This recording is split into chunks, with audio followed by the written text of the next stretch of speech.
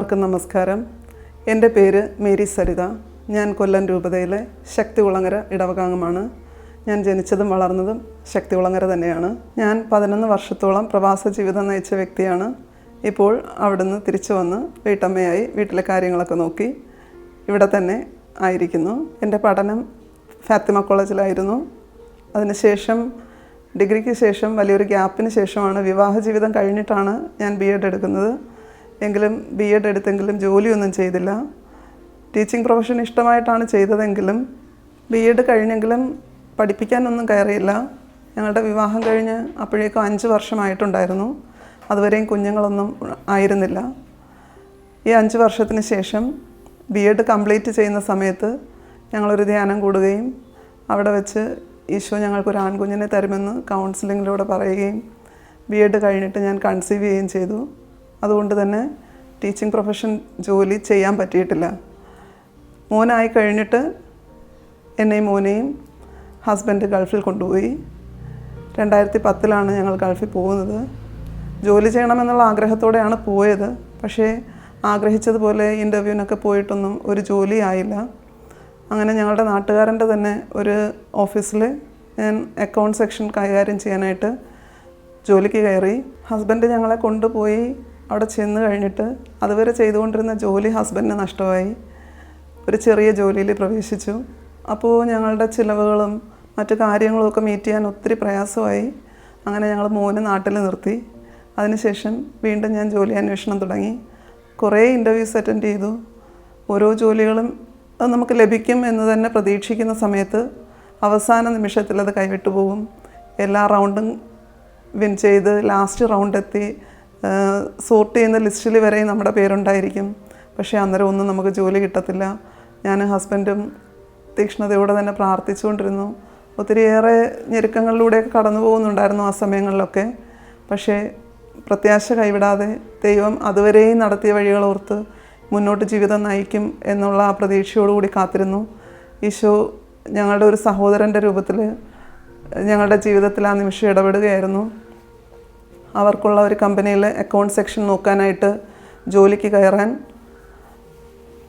വന്ന് ഞങ്ങളോട് ചോദിച്ചു ജോലിക്ക് കയറാൻ താല്പര്യമുണ്ടോ എന്ന്. വളരെ ചെറിയൊരു ശമ്പളമായിരുന്നു, 2000 ദിറംസിനകത്തുള്ള ശമ്പളമേ ഉള്ളൂ.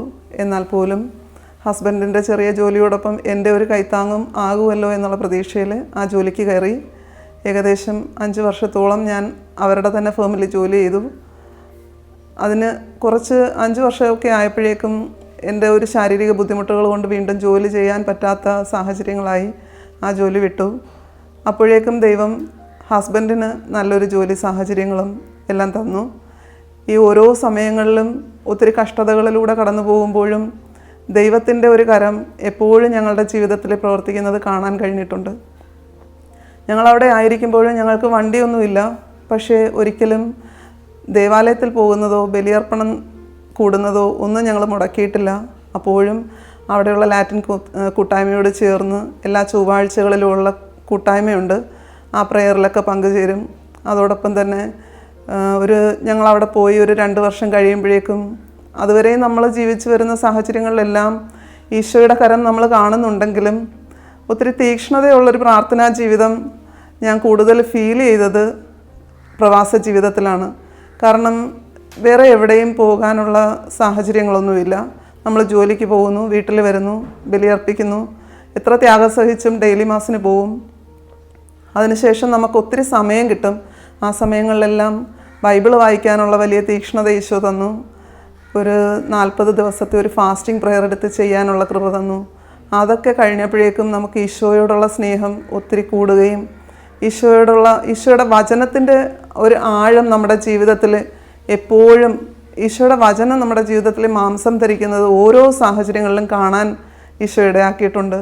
ഒത്തിരി സ്നേഹത്തോടെ കടന്നുപോയ വഴികളിൽ ഒത്തിരി പ്രശ്നങ്ങളൊക്കെ സഫർ ചെയ്യേണ്ടി വരുമ്പോഴും അവിടെയെല്ലാം നമുക്ക് അസാധ്യമെന്ന് തോന്നുന്ന വഴികളിലൊക്കെ ഈശോ ഇടപെടുന്നത് ഞങ്ങൾ കണ്ടിട്ടുണ്ട്. ജീവിതത്തിൽ ഞങ്ങൾ കടന്നുപോയ പ്രശ്നങ്ങളെന്ന് പറയുവാണെങ്കിൽ പ്രവാസ ജീവിതത്തിൽ സാമ്പത്തിക ബുദ്ധിമുട്ടുകളിലൂടെ കടന്നുപോയിട്ടുണ്ട് ഒത്തിരി.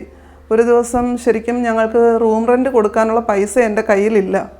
അന്ന് ഞാൻ ഷാർജ പള്ളിയിൽ രാവിലെ ബലിയർപ്പിക്കുക. അന്ന് ആ റെൻറ്റ് കൊടുത്തില്ല എങ്കിൽ ഞങ്ങളെ അന്ന് ഞങ്ങളെ ആ റൂമിൽ നിന്ന് പുറത്താക്കും. ആ ഒരു സാഹചര്യത്തിലൂടെ കടന്നു പോകുന്നത്. ഷാർജ പള്ളിയിലെ ഒരു ലൂർദ് മാതാവിൻ്റെ ഗ്രോട്ടോ ഉണ്ട്.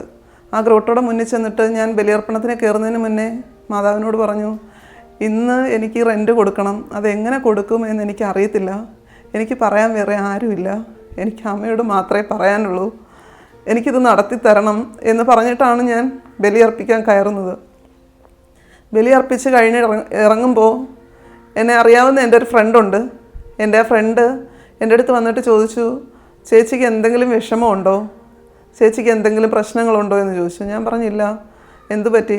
ഇല്ല, ഈശോ എന്നോട് പറഞ്ഞു ചേച്ചിക്ക് എന്തോ സാമ്പത്തികമായിട്ടുള്ള പൈസയുടെ ആവശ്യം ഇന്നുണ്ട്, അതെന്താണെങ്കിലും ചേച്ചിക്ക് ആ പൈസ തരണമെന്ന് എന്നോട് പറഞ്ഞിട്ടുണ്ടെന്ന്. ആ ബലിയർപ്പണം കഴിഞ്ഞ് എന്നെ ആ വ്യക്തി കൂടെ കൊണ്ടുപോയി ATM നിന്ന് പൈസ എടുത്ത് എനിക്ക് എത്രയാണോ റെൻറ്റ് കൊടുക്കേണ്ടതെന്ന് ചോദിച്ച് അതിലും 50 ദിറംസ് കൂടുതലാണ് ആൾ എൻ്റെ കയ്യിൽ തന്നത്. ഞാനത് എത്ര രൂപയാണെന്നൊന്നും നോക്കിയില്ല. ഞാൻ ചെന്നിട്ട് റൂം റെൻറ്റ് കൊടുക്കാനായിട്ട് വാച്ച്മാൻ്റെ റൂമിൽ ചെല്ലുമ്പോഴാണ് ഞാൻ ചിന്തിക്കുന്നത്, ഞാൻ എൻ്റെ കയ്യിൽ എന്താ തന്നതെന്ന് നോക്കിയിട്ടില്ലല്ലോ എന്ന്. നോക്കുമ്പോൾ ഞാൻ കൊടുക്കേണ്ട റെൻറ്റിൽ 50 ദിറംസ് അധികമുണ്ട്. അന്നത്തെ ഞങ്ങളുടെ ചിലവിന് ഞങ്ങളുടെ കയ്യിലൊന്നുമില്ല. എൻ്റെ ഹസ്ബൻഡ് അന്ന് രാവിലെ ജോലിക്ക് പോകുമ്പോൾ ഒത്തിരി വിഷമിച്ചിട്ടാണ് പോയത്. ഞാൻ തിരിച്ചു വരുമ്പോൾ ഈ റെൻറ്റിന് വേണ്ടി എന്നെ വാച്ച്മാൻ പിടിച്ചു നിർത്തും, എങ്ങനെ ഞാൻ വന്ന് കയറും, ഈ ഒരു വിഷമത്തിലാണ് ആൾ പോയത്. അപ്പോഴും ആൾ പോകുമ്പോൾ ഞാൻ പറയുന്നുണ്ട്, ഈശോ ഒരു വഴി കാണിച്ചു തരും, അങ്ങനെയൊന്നും നമ്മളെ വഴി മുട്ടിക്കത്തില്ല, ഈശോ എന്തോ കരുതിയിട്ടുണ്ട്. അങ്ങനെ ഞാൻ ഈ റെൻറ്റ് കൊടുത്തിട്ട് അവിടെ നിന്നിട്ട് ആളെ വിളിച്ചു പറഞ്ഞു, വിഷമിക്കണ്ട, റെൻറ്റ് കൊടുത്തിട്ടുണ്ട്, എങ്ങനെയാണെന്ന് ചോദിച്ചു. ഞാൻ പറഞ്ഞു, അത് വീട്ടിൽ വന്നിട്ട് പറയാം. അങ്ങനെ ഒത്തിരി സാഹചര്യങ്ങളിൽ ഈശോ ഞങ്ങളെ വഴി നടത്തുന്നത് ഞങ്ങളുടെ ജീവിതത്തിൽ ഞങ്ങളുടെ കണ്ണുകൾ കൊണ്ട് ഞങ്ങൾ കണ്ടിട്ടുണ്ട്. ഞങ്ങളുടെ ജീവിതത്തിൽ ഞങ്ങൾക്കൊരു മകനെ ലഭിച്ചതും ഈശോയുടെ വലിയൊരു കരുതലാണ്. ഞങ്ങൾക്ക് 5 വർഷം കുഞ്ഞുങ്ങളില്ലാതിരിക്കുന്ന സമയത്തും ഈശോ അവിടെ ഇടപെട്ടതും ഞങ്ങൾ ജീവിതത്തിൽ കണ്ടിട്ടുണ്ട്. ഇതെല്ലാം ജീവിതത്തിൽ എപ്പോഴും ഈശോയുടെ കരുതലിൽ ഞങ്ങളെ നടത്തുന്നത് അനുഭവിച്ചറിയാനുള്ള സാഹചര്യങ്ങളായി മാറിയിട്ടുണ്ട്. വിവാഹം കഴിഞ്ഞ് 5 വർഷമായിട്ടും കുഞ്ഞുങ്ങളില്ലാതിരിക്കുന്ന സാഹചര്യത്തിൽ ഒത്തിരിയേറെ പേരുടെ ചോദ്യങ്ങളൊക്കെ ഞങ്ങൾ നേരിടേണ്ടി വന്നിട്ടുണ്ട്. അന്ന് ഞങ്ങൾ ഹോസ്പിറ്റലിൽ പോകുമ്പോൾ, ലാസ്റ്റ് ടൈം ഹോസ്പിറ്റലിൽ പോകുമ്പോൾ ഡോക്ടർ ഞങ്ങളുടെ ഫയലിൽ എഴുതി വെച്ചു, ഇവർക്ക് കുഞ്ഞുങ്ങളുണ്ടാകില്ല. എൻ്റെ ഹസ്ബൻഡിന് സ്പേം മോട്ടിലിറ്റി കുറവായതുകൊണ്ട് കുഞ്ഞുങ്ങളുണ്ടാകില്ല എന്ന് ഫയലിൽ എഴുതി വെച്ചു. ഈ ഒരു വിഷമത്തിൽ പിന്നെ മെഡിസിൻ ഒന്നും എടുക്കുന്നില്ല എന്ന് പറഞ്ഞിട്ട് ഞങ്ങൾ രണ്ടുപേരും തിരിച്ചു വന്നിട്ട് ഞങ്ങൾ ചെയ്ത ഒരു കാര്യം, ഞങ്ങൾ രണ്ടുപേരോട് ഒരു തീരുമാനം എടുത്തു, എല്ലാ ശനിയാഴ്ചകളിലും ഫാസ്റ്റിംഗ് എടുത്ത് പ്രാർത്ഥിക്കാം. രാവിലെ ദേവാലയത്തിൽ ബലിയർപ്പിച്ചിട്ട് ഞങ്ങൾ രണ്ടുപേരും വൈകിട്ട് 5 മണി വരെ ദേവാലയത്തിൽ തന്നെ ഇരിക്കും. എനിക്ക് കൂടുതൽ നേരം മുട്ടുകുത്തിയിരിക്കാൻ പറ്റത്തില്ല, പക്ഷേ എൻ്റെ ഹസ്ബൻഡ് മുട്ടുകുത്തി കൈവിരിച്ച് ഞങ്ങൾ രണ്ടുപേരും പരിശുദ്ധ അമ്മയുടെ സ്വരൂപത്തിൻ്റെ മുന്നിൽ മുട്ടുകുത്തിയിരുന്ന് ജപമാല ചൊല്ലി പ്രാർത്ഥിക്കും. അതിനുശേഷം വന്നിട്ടാണ് ആഹാരം കഴിക്കുന്നത്. അങ്ങനെ ഇരിക്കുമ്പോൾ എൻ്റെ ഒരു സുഹൃത്ത് അട്ടപ്പാടി സെഹിയോൻ ധ്യാനകേന്ദ്രത്തിൻ്റെ കാര്യം ഞങ്ങളോട് പറഞ്ഞു, നിങ്ങൾ രണ്ടുപേരും കൂടെ അവിടെ പോയി ഒരു ധ്യാനം കൂടാൻ പറഞ്ഞു. ശരിക്കും എനിക്ക് യാത്രയിൽ വൊമിറ്റിംഗ് ഒക്കെ ഉണ്ട്, എന്നാലും സാരമില്ല, ത്യാഗം സഹിച്ചായാലും പോകാം എന്ന് വിചാരിച്ചിട്ട് ഞങ്ങൾ അവിടെ പോകുന്നത്. അവിടെ ചെന്ന് ധ്യാനം കൂടി കൗൺസിലിംഗ് എടുക്കുന്ന സമയത്ത് കൗൺസിലിംഗ് ചെയ്ത ചേട്ടൻ ഞങ്ങളോട് പറഞ്ഞു, ഇനി നിങ്ങൾ മെഡിസിൻ ഒന്നും പോകണ്ട, നിങ്ങളിവിടുന്ന് തിരിച്ച് ചെല്ലുമ്പോഴേക്കും ഈശോ ഒരു കുഞ്ഞിനെ തരും, അതൊരു ആൺകുഞ്ഞായിരിക്കും എന്ന് പറഞ്ഞു. ഞങ്ങൾ 2007 നവംബറിലാണ് ധ്യാനം കൂടുന്നത്. 2007 ഡിസംബറിൽ ഞാൻ കൺസീവ് ചെയ്തു. 2008 ഓഗസ്റ്റിൽ ഞങ്ങൾക്കൊരു ആൺകുഞ്ഞ് ജനിച്ചു. ഈശോയുടെ ആ ഒരു കരുതലിനെ കുറിച്ച് എത്ര നന്ദിയോടെ പറഞ്ഞാലും ജീവിതത്തിൽ മരണം വരെയും ആ ഒരു കാര്യത്തിൽ ഞങ്ങൾ നന്ദിയുള്ളവരായിരിക്കും. അത്രത്തോളം ദൈവത്തിൻ്റെ ഒരു കരം മറ്റുള്ളവരുടെ മുൻപിലുള്ള ചോദ്യങ്ങൾക്കുള്ള ഒരു ഉത്തരമായിട്ട് ഈശോ ഞങ്ങളുടെ ജീവിതത്തിൽ ഇടപെട്ട ഞങ്ങളുടെ ജീവിതത്തിലെ ഏറ്റവും വലിയൊരു സാഹചര്യമാണത്. പ്രവാസ ജീവിതത്തിലായിരിക്കുമ്പോൾ ഹസ്ബൻഡ് ജോലിക്ക് പോയി കഴിഞ്ഞാലും ഒത്തിരിയേറെ സമയം നമുക്ക് പേഴ്സണൽ പ്രയറിന് കിട്ടും. റൂമിൽ മറ്റു കാര്യങ്ങൾ നമ്മൾ നാട്ടിലായിരിക്കുന്നത് പോലെ മറ്റു കാര്യങ്ങളിലൊന്നും എൻഗേജ്ഡ് ആവേണ്ട സമയം വരുന്നില്ല. കൂടുതൽ സമയം നമ്മൾ ഒറ്റയ്ക്ക് തന്നെ ആയിരിക്കുന്നു. ആ സമയത്തൊക്കെ ഒത്തിരി പ്രാർത്ഥനയിൽ ഈശോയോട് ചേർന്നിരിക്കാൻ ഈശോ ഇടയാക്കി. ബൈബിൾ വായിക്കാനും പേഴ്സണൽ പ്രയറിനും ഒത്തിരി സാഹചര്യങ്ങളിൽ ഈശോയെ തൊട്ടറിയുന്ന അനുഭവത്തിലൂടെയൊക്കെ കടന്നു പോകാൻ അതിനുള്ള സാഹചര്യങ്ങൾ ഈശോ ഒരുക്കി തന്നു. ആ പ്രാർത്ഥനയൊക്കെ കൊണ്ട് ആ പ്രാർത്ഥനയുടെ ഒത്തിരി ഫലം ഞങ്ങളുടെ ജീവിതത്തിലെ ഓരോ ഘട്ടങ്ങളിലും ഞങ്ങളുടെ പറഞ്ഞറിയിക്കാൻ കഴിയാത്ത വിധമുള്ള ഒത്തിരി നന്മകൾ ഈശോയിൽ നിന്ന് സ്വീകരിക്കാൻ ആ പ്രാർത്ഥനയൊക്കെ ഒരു അസറ്റായി മാറിയതുപോലെ എനിക്ക് ഓരോ സാഹചര്യങ്ങളിലും ഫീൽ ചെയ്തിട്ടുണ്ട്. കോവിഡിൻ്റെ സമയത്ത് ഞങ്ങൾക്ക് ഹസ്ബൻഡിന് ജോലിയില്ല. ആ സമയങ്ങളൊക്കെ വളരെയേറെ നിരാശയിൽ കടന്നു പോകേണ്ട സമയം, നിരാശയിലൊന്നും ഞങ്ങളെ കൊണ്ടുപോകാതെ ഞങ്ങൾ ഒരുമിച്ചിരുന്ന് പ്രാർത്ഥിച്ച് പ്രാർത്ഥനയുടെ വലിയ ആഴങ്ങളിലേക്ക് പോകാനുള്ളൊരു സമയം ഈശോ തന്നു. ആ സമയത്ത് ഒത്തിരി ഓൺലൈൻ പ്ലാറ്റ്ഫോം പ്രാർത്ഥന കൂട്ടായ്മകളൊക്കെ നടക്കുന്ന സമയങ്ങളായിരുന്നു കോവിഡിൻ്റെ കാലഘട്ടം. ആ സമയത്ത് ഒത്തിരി പ്ലാറ്റ്ഫോമിലൂടെ ഈശോയോട് ചേർന്നിരിക്കാനും ഈശോയെ പ്രഘോഷിക്കാനും ഒത്തിരിയേറെ ആരാധനയിലൂടെ കടന്നു പോകാനും ഒക്കെ ഈശോ ആ സമയങ്ങളൊക്കെ നന്മയാക്കി മാറ്റിയത് ഞങ്ങളുടെ കണ്ണുകൾ കൊണ്ട് ഞങ്ങൾ കണ്ടിട്ടുണ്ട്, അത് അനുഭവിച്ചറിഞ്ഞിട്ടുണ്ട്. അതോടൊപ്പം തന്നെ ഞങ്ങളുടെ ജീവിതത്തിൽ ഹസ്ബൻഡ് ജോലി നിർത്തി ഞങ്ങൾ പ്രവാസ ജീവിതം മതിയാക്കി നാട്ടിൽ വന്നു. ഞങ്ങൾ വന്നു കഴിഞ്ഞപ്പോഴേക്കും ആൾക്കവിടെ ഒറ്റയ്ക്ക് നിൽക്കാൻ കഴിയാത്ത ഒരു ബുദ്ധിമുട്ട് ആയി. ഇനി ഞാൻ പ്രവാസ ജീവിതത്തിൽ നിൽക്കുന്നില്ല, ഞാൻ നാട്ടിൽ നിൽക്കുകയാണ് എന്ന് പറഞ്ഞു വരുമ്പോഴും മുന്നിൽ ശരിക്കും ഒരു വാതിലുകളും തുറന്നതായിട്ട് നമുക്ക് കാണുന്നില്ല, നമ്മുടെ മുന്നിൽ ഒരു പ്രത്യാശയുടെ വഴികളുമില്ല എന്ന് തോന്നുന്ന സമയത്തും ഈശോയിൽ ആശ്രയിച്ചിട്ട് എന്താ ചെയ്യേണ്ടതെന്ന് പോലും ഞങ്ങൾക്ക് രണ്ടുപേർക്കും അറിയത്തില്ല. പക്ഷേ ഈശോ വഴി നടത്തും എന്നൊരു ധൈര്യം ഓരോ സമയത്തെയും പ്രാർത്ഥന നമ്മളെ മുന്നോട്ട് നയിക്കുന്നതായി കണ്ടിട്ടുണ്ട്. ആ സമയത്ത് ഈശോ നമുക്ക് മുന്നോട്ട് പോകാനുള്ള മാർഗങ്ങളെ കാണിച്ചു തന്നു, വഴി നടത്തി. ഒരിക്കൽ പോലും ഒരു സ്ഥലങ്ങളിലും ഒരു മുട്ടും അനുഭവപ്പെടാതെ എല്ലാ കാര്യങ്ങളെയും മുന്നോട്ട് കൊണ്ടുപോയി. പ്രവാസ ജീവിതം 11 വർഷത്തോളം നയിച്ചതിൽ ഏകദേശം 9 വർഷത്തോളം ഞാൻ 2 സ്ഥാപനങ്ങളിലായിട്ട് ജോലി ചെയ്തു. ഈ 2 സ്ഥാപനങ്ങളും മലയാളികളുടെ തന്നെ പ്രസ്ഥാനങ്ങളായിരുന്നു. അതുപോലെ തന്നെ ജോലി സ്ഥലത്ത് വലിയ തിക്കും തിരക്കുമൊന്നുമില്ലാതെ ഞങ്ങൾ വളരെ ലിമിറ്റഡായിട്ടുള്ള സ്റ്റാഫുകൾ ആയിട്ടാണ് ജോലി ചെയ്തത്. പിന്നെ ജോലി സ്ഥലത്തും ഈശോ ഒത്തിരി സമയവും സ്വാതന്ത്ര്യവും അനുവദിച്ചു തന്നിട്ടുണ്ടായിരുന്നു. അതുകൊണ്ട് തന്നെ ഞാൻ എൻ്റെ ജോലി സ്ഥലത്ത് ബൈബിൾ കൊണ്ടുവച്ചിട്ടുണ്ടായിരുന്നു. എൻ്റെ ജപമാല, എനിക്ക് പ്രാർത്ഥിക്കാൻ പേഴ്സണൽ പ്രെയർ ചെയ്യാനുള്ള സമയം കിട്ടുന്ന തരത്തിലുള്ള ഓഫീസ് സാഹചര്യങ്ങളാണ് ഈ ജോലി സ്ഥലത്തെല്ലാം തന്നത്. അതുപോലെ തന്നെ ആ ജോലിയോടൊപ്പം പ്രാർത്ഥന കൊണ്ടുപോകാനും അവിടെ നിന്ന് ലഭിക്കുന്ന വരുമാനം എൻ്റെ ജീവിത പങ്കാളിക്ക് ഒരു താങ്ങാകാനും ഈശോ അനുവദിച്ചിട്ടുണ്ട്. മോനെ പ്രസവിക്കുന്ന സമയത്ത് വാതത്തിൻ്റെ ബുദ്ധിമുട്ടുകൾ ഉണ്ടായിരുന്ന ആ ബുദ്ധിമുട്ടുകളോട് കൂടിയാണ് ഞാൻ പ്രവാസ ജീവിതത്തിലേക്ക് പോകുന്നത്. ഈ ജോലികളൊക്കെ ചെയ്യുമ്പോഴും ഈ വാതത്തിൻ്റെ ബുദ്ധിമുട്ടുകൾ ഒത്തിരി പ്രയാസങ്ങൾ ഉണ്ടാകുന്നുണ്ടെങ്കിലും ആ സമയം എൻ്റെ ഒരു ജോലി ജീവിത പങ്കാളിക്ക് ഒരു കൈത്താങ്ങ് ആകേണ്ടതുകൊണ്ട് ആ വേദനകളും സഹിച്ചു തന്നെയാണ് ജോലിക്ക് പോയിക്കൊണ്ടിരുന്നത്. അങ്ങനെ ജോലി സ്ഥലത്തുനിന്ന് തിരിച്ചു വരുമ്പോൾ ഒരു പ്രാവശ്യം എനിക്ക് നടക്കാൻ വയ്യാതെയായി. ശരിക്കും നിൽക്കുന്ന സ്ഥലത്തുനിന്ന് ഒട്ടും അനങ്ങാൻ പറ്റാത്ത സാഹചര്യം വന്നു. അവിടെ നിന്ന് ജീവിത പങ്കാളി വന്ന് എന്നെ കൂട്ടിക്കൊണ്ടുവന്നു. ഏകദേശം 10 ദിവസത്തോളം ഞാൻ ഇരിക്കുന്നിടത്തുനിന്ന് എഴുന്നേൽക്കാൻ പറ്റാതെയും ഒട്ടും അനങ്ങാൻ പറ്റാത്തൊരു സാഹചര്യത്തിലൂടെ കടന്നുപോയി. ആ സമയം എല്ലാം പ്രാർത്ഥനയിലാണ് ശരിക്കും ജീവിതം മുന്നോട്ട് പോയത്. കാരണം എനിക്ക് ആ പ്രശ്നത്തിൽ ആ ഒരു ശാരീരിക ബുദ്ധിമുട്ടിൽ നിന്ന് റിക്കവർ ചെയ്യാൻ പറ്റുമോ, അന്ന് മെഡിസിന് പോകാൻ ഹോസ്പിറ്റലിൽ പോകാൻ അവിടുത്തെ ഹോസ്പിറ്റൽ ചിലവുകളൊക്കെ നമുക്ക് താങ്ങാൻ പറ്റുന്നതിൻ്റെയൊക്കെ അപ്പുറമാണ്. അപ്പം ഹോസ്പിറ്റലിൽ കൊണ്ടുപോയി അതിന് ട്രീറ്റ്മെൻറ്റ് എടുക്കാനുള്ളൊരു സാഹചര്യം ഒന്നുമില്ല. ശരിക്കും ഞാൻ നേരത്തെ പറഞ്ഞതുപോലെ ലത്തീൻ കൂട്ടായ്മയോട് ചേർന്ന് പ്രാർത്ഥിക്കുന്നുണ്ട്. അവരെല്ലാവരും പ്രാർത്ഥനയിൽ ഒത്തിരി സപ്പോർട്ട് ചെയ്തു. എൻ്റെ ജീവിത പങ്കാളിയും ഞാനും ഞങ്ങളുടെ മകനും ചേർന്ന് ആ സമയമെല്ലാം പ്രാർത്ഥനയിൽ കടന്നുപോയി. ദൈവം ആ സാഹചര്യങ്ങളെ എല്ലാം കടത്തിവിട്ടു. ജീവിതത്തിൽ ഇന്നുവരെയും ഈ ശാരീരിക ബുദ്ധിമുട്ടുകളുണ്ടെങ്കിലും ഒരിക്കൽ പോലും എൻ്റെ സ്വന്തമായ കാര്യങ്ങൾ ചെയ്യാൻ തടസ്സമാകുന്ന വിധത്തിൽ ഈശോ ആ രോഗത്തെ ഒരിക്കലും കൊണ്ടുപോയിട്ടില്ല. എപ്പോഴും എന്നെ കൈപിടിച്ച് നടത്തുന്ന ഒരു സ്നേഹം എൻ്റെ ഈ ജീവിതത്തിൽ ഇന്ന് ഈ നിമിഷം വരെയും എനിക്ക് അനുഭവിച്ചറിയാൻ സാധിക്കുന്നുണ്ട്. ഞാൻ കുഞ്ഞുനാൾ മുതലേ ദൈവത്തോട് ഒത്തിരി ചേർന്ന് നിൽക്കുന്ന വ്യക്തിയും ജീവിതത്തിൽ ഒരിക്കലും ബലിയർപ്പണം മുടങ്ങാതെ കൊണ്ടുപോകുന്നൊരു വ്യക്തിയുമാണ്. അതുകൊണ്ട് തന്നെ പ്രവാസ ജീവിതത്തിലേക്ക് പോയപ്പോഴും എനിക്കുള്ള എൻ്റെ ആദ്യത്തെ കൺസേൺ എനിക്ക് ഡെയിലി മാസ് ചെയ്യാൻ പറ്റുമോ, എങ്ങനെയായിരിക്കും ബലിയർപ്പണം, പള്ളിയിൽ പോകുന്നതൊക്കെ എന്തെങ്കിലും തടസ്സങ്ങളുണ്ടാകുമോ, ഇതൊക്കെയായിരുന്നു അങ്ങോട്ട് പോകുമ്പോഴുള്ള ഒരു കൺസേൺ. പക്ഷേ ദൈവത്തിൻ്റെ കൃപയാൽ അവിടെ ചെന്നിട്ട് ആദ്യത്തെ 1 വർഷം മാത്രമാണ് ഡെയിലി മാസ് ചെയ്യാൻ പറ്റാതെ വീക്ക്ലി മാസിന് പോയിക്കൊണ്ടിരുന്നത്. ബാക്കി എല്ലാ ദിവസങ്ങളിലും ഡെയിലി മാസിന് പോകാനുള്ള കൃപ ഈശോ തന്നിട്ടുണ്ട്. അതുപോലെ തന്നെ ഞാൻ അവിടെ പോയിക്കൊണ്ടിരുന്നത് ഷാർജ സെൻറ്റ് മൈക്കിൾസ് ദേവാലയത്തിലാണ്. ആ ദേവാലയത്തെക്കുറിച്ച് പറയുമ്പോൾ എൻ്റെ ആത്മീയ ജീവിതത്തിൽ ഒരു പുത്തൻ ഉണർവിന് കാരണമായ സ്ഥലം എന്നെനിക്ക് പറയേണ്ടി വരും.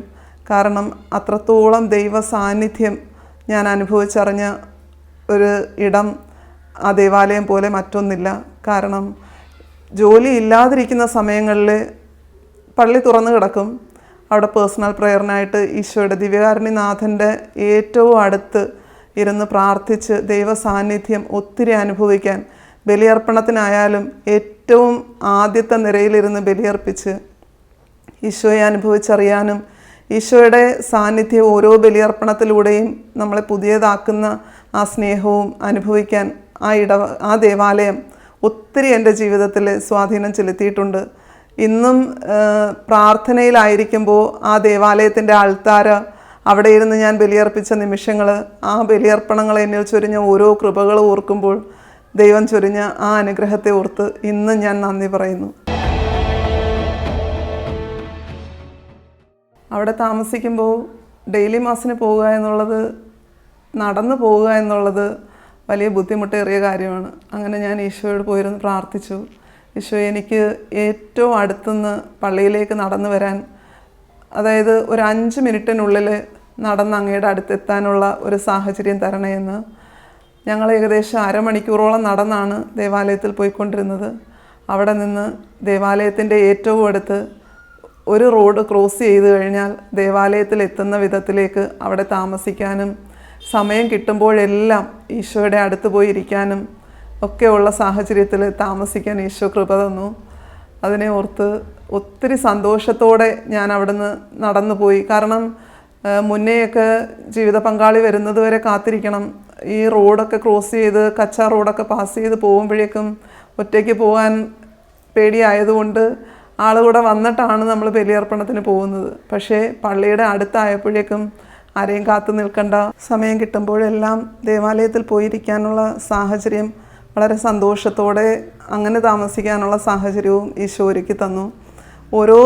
ഓരോ ദിവസവും ഈശോയെ കണ്ടുമുട്ടുന്ന ഒരു ജീവിതം നയിക്കാൻ പ്രവാസ ജീവിതം എന്നെ അനുഗ്രഹിച്ചിട്ടുണ്ട്. എൻ്റെ ജീവിതത്തിലെ ഏറ്റവും അനുഗ്രഹപ്രദമായ നിമിഷങ്ങളാണ് പ്രവാസ ജീവിതം എന്നെനിക്ക് പറയാൻ സാധിക്കും.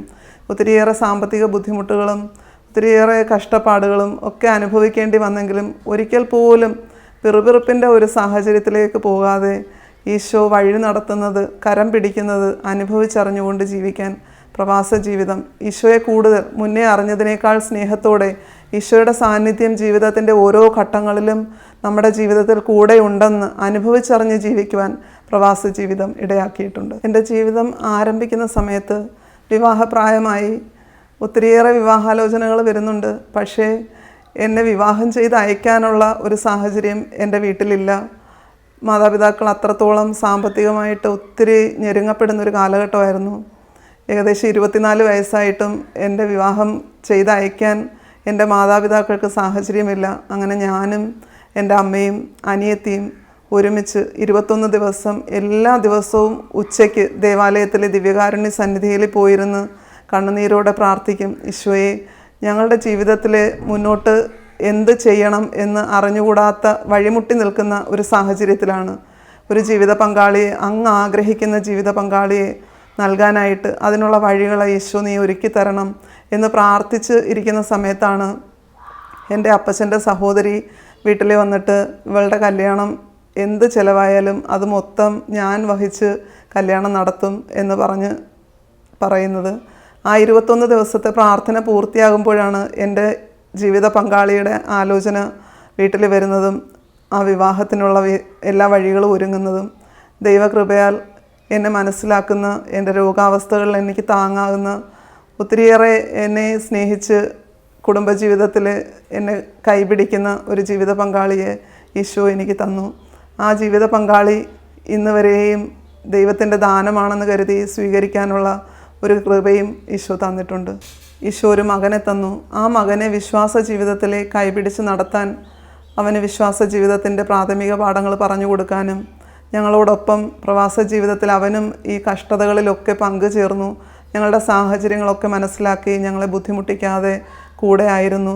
പ്രാർത്ഥനയിൽ ഒത്തിരിയും ഈശോയോട് ചേർന്ന് നിന്ന് ഈശോയെ സ്നേഹിച്ച് വളരെ എളിമയോടുകൂടി ഞങ്ങളുടെ എല്ലാ ബുദ്ധിമുട്ടുകളെയും മനസ്സിലാക്കി വളരുന്ന ഒരു മകനായി അവനെ കൊണ്ടുവരാൻ ഈശോ ഇടയാക്കി. ഇന്നുവരെയും ദൈവത്തിൻ്റെ സ്നേഹത്തിൽ 16 വയസ്സ് കഴിഞ്ഞു എങ്കിലും പ്രായത്തിൻ്റേതായ ഒരു ദുശീലങ്ങളും ഇല്ലാതെ ഈശോ അവനെ ഇന്നുവരെയും കൊണ്ടുപോകുന്നു. അവൻ്റെ പഠനത്തിൽ ഈശോ ഒത്തിരി സാഹചര്യങ്ങളിൽ ഇടപെടുന്നത് ഞങ്ങൾ കണ്ടിട്ടുണ്ട്. വലിയ മാർക്കൊന്നും മേടിച്ച് പഠിക്കുന്നില്ല എങ്കിലും ഞങ്ങളോട് ചേർന്ന് നിന്ന് ജീവിക്കുന്ന ഒരു മകനായി അവൻ വളർന്നു വരുന്നത് തന്നെയാണ് ഏറ്റവും വലിയ സമ്മാനമെന്ന് ഞങ്ങൾ കരുതുന്നു. ഈശോയ്ക്ക് ഒത്തിരി നന്ദി പറയുന്നു അതിന്. ഞങ്ങളുടെ വിവാഹം കഴിഞ്ഞിട്ട് ഇപ്പോൾ 22 വർഷം കഴിഞ്ഞു. ഈ 22 വർഷവും ഓരോ ദിവസവും ഈശോ കൈപിടിച്ച് നടത്തുന്നത് ഞങ്ങൾ അനുഭവിച്ചറിഞ്ഞിട്ടുണ്ട്. ഒത്തിരിയേറെ സാമ്പത്തിക ബുദ്ധിമുട്ടുകളിലൂടെ കടന്നുപോയി, ഒത്തിരിയേറെ കുഞ്ഞുങ്ങളില്ലാതുള്ള അപമാനങ്ങളിലൂടെ കടന്നുപോയി. അവിടെയെല്ലാം ഈശോ കരം പിടിച്ച് നടത്തി. ഇന്ന് ഇവിടെ ആയിരിക്കുമ്പോൾ പോലും ഒത്തിരിയേറെ അത്ഭുതകരമായ പ്രവൃത്തികൾ ഈശോയുടെ ഞങ്ങളുടെ ജീവിതത്തിൽ ഞങ്ങൾ കണ്ടിട്ടുണ്ട്. ഇന്ന് എൻ്റെ ജീവിത പങ്കാളി ജോലി ചെയ്യുന്നത് പോലും ഈശോയുടെ വലിയൊരു അത്ഭുതമാണ്. കാരണം ആ ഒരു ജോലിയിലേക്ക് പോകാൻ തക്കവിധം ഒരു ക്വാളിഫിക്കേഷനും എൻ്റെ ഭർത്താവിന് ഉണ്ടായിരുന്നില്ല. വലിയൊരു അത്ഭുതത്തിലൂടെ ഈശോ അത് ഇടയാക്കി തന്നു. അവിടെ ചെന്ന് അവിടുത്തെ മെഡിക്കൽ പാസ്സാകത്തില്ല എന്ന് പറഞ്ഞു. അവിടെയും ഈശോ അസാധ്യമെന്ന് എല്ലാവരും പറഞ്ഞു. എൻ്റെ ഹസ്ബൻഡിന് ഹെപ്പറ്റൈറ്റിസ് ബി പോസിറ്റീവാണ്. ഹെപ്പറ്റൈറ്റിസ് ബി പോസിറ്റീവായ ഒരു വ്യക്തിക്ക് അവിടെ മെഡിക്കൽ ഫിറ്റായി വിസ അടിച്ച് കൊടുക്കത്തില്ല. അഡ്നോക്ക് എന്ന് പറയുന്ന കമ്പനിയുടെ വലിയൊരു റൂൾസ് ആൻഡ് റെഗുലേഷൻസിൽ അവർ ഏറ്റവും എടുത്തു പറയുന്നൊരു കാര്യമാണത്. പക്ഷേ ഞങ്ങൾ രണ്ടുപേരും കണ്ണുനീരോടെ പ്രാർത്ഥിച്ചു. ഞങ്ങളുടെ മാതാപിതാക്കൾ പ്രാർത്ഥിച്ചു.